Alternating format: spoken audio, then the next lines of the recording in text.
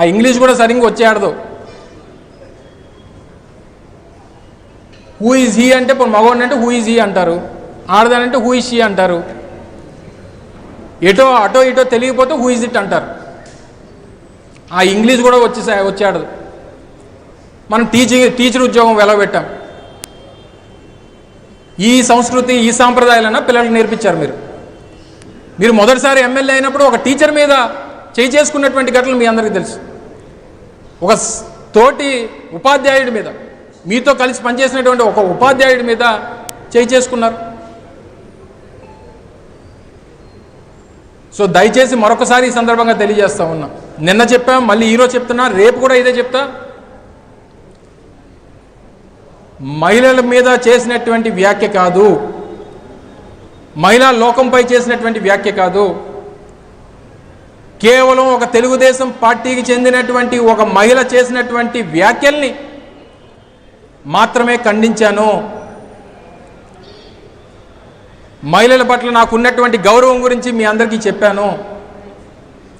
వారి తాలూకా ఆలోచన విధానాన్ని ప్రజలకు చూపించాను. ఇంతకు మించి నేను చెప్పాల్సినటువంటి అవసరం లేదు. ఇంతకు మించి మళ్ళీ ఎవరన్నా మాట్లాడితే ఈసారి సౌండ్ ఇంతకంత గట్టిగా ఉంటుంది, ఈసారి రీసౌండ్ వస్తుంది అనేటువంటి విషయాన్ని మరొకసారి ఈ సందర్భంగా తెలియజేస్తా ఉన్నా. Thank you.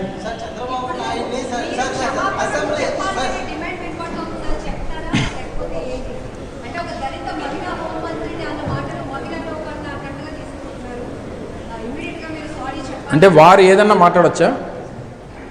వారికి ఆ హక్కు ఏమైనా ఇచ్చారా?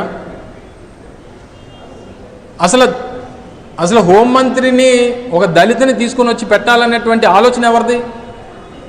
ఎప్పుడన్నా తెలుగుదేశం పార్టీలో జరిగిందా? మొట్టమొదటిసారి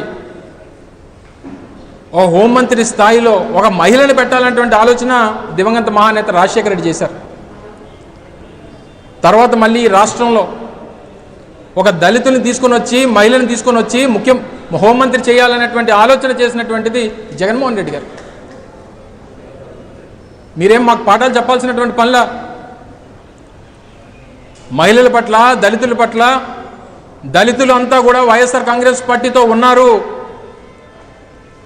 ఆ ఓట్ బ్యాంక్ని ఏదో రకంగా బ్రేక్ చేయాలనేటువంటి ఉద్దేశంతో జరుగుతున్నటువంటి తప్పుడు ప్రచారం ఇది. దళితుడిగా ఎవరన్నా పుట్టాలనుకుంటారా అన్నటువంటి మాట మాట్లాడినటువంటి ముఖ్యమంత్రి మాట్లాడతాడా?